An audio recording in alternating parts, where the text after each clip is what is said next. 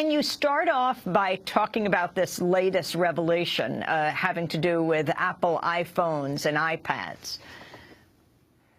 It's not really new. We know that the NSA, now the CIA, have been working to find backdoors in the computers we use every day, in Windows and Macintosh. This isn't the first backdoor we've seen in iOS and iPhones. This looks pretty sophisticated, but this is pretty much what we should expect from the United States and other countries and criminal organizations as well. There's a lot of people trying to get backdoors into the devices we use.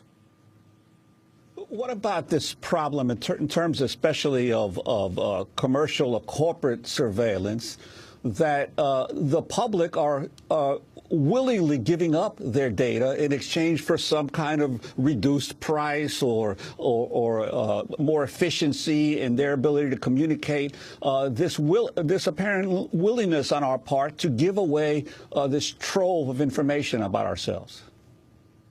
I mean, we give it away all the time, right? Our cell phones know exactly where we are at all times, otherwise they can't work. And think of Facebook or email or paying with credit cards or anything we do that generates data we give to third parties. I mean, we do it willingly. I'm not sure we do it with full knowledge. We don't pick up our phones and say, this is my tracking device, I'm going to carry it in my pocket. We just do that because that's how the systems work.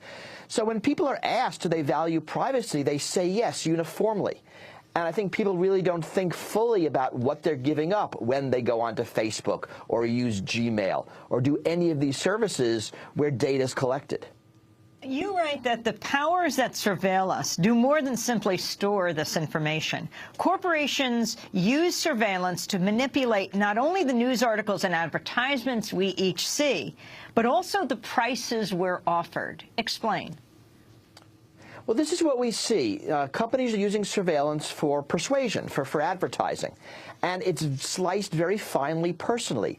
The ads you see aren't going to be the ads someone else sees based on your interests, but also based on what the companies believe is your income level, how good a customer you are. You're going to see different search results than somebody else. So depending on your political persuasion, you'll see different advertisements. You'll see different offers. So you might get a different credit card offer than someone else. And that might be based on your income, on proxies for your minority status. We see a lot of this very personalized advertising designed to influence you and you alone. And how do you respond to those, especially in government, who say that this surveillance is needed to be able to combat modern crimes, terrorism? For instance, all of Lower Manhattan right now is basically their surveillance cameras that capture every single license plate coming into Lower Manhattan for the New York Police Department. There are license plate scanners all over the country. It's surprising how much of that is captured, not just in New York, but there are companies collecting license plates, looking for cars for repossession, sharing it with the government, with Homeland Security. We hear a lot about this is necessary for security. All the evidence shows it's not. I mean, there isn't a huge crime wave of unsolved crimes because of no surveillance. And then there aren't a lot of crimes being solved by this surveillance. Crimes are solved by following the leads. That's how terrorism plots are foiled. Whenever we ask the government, ask the police or the NSA to show how this surveillance is necessary, they can never come up with good examples.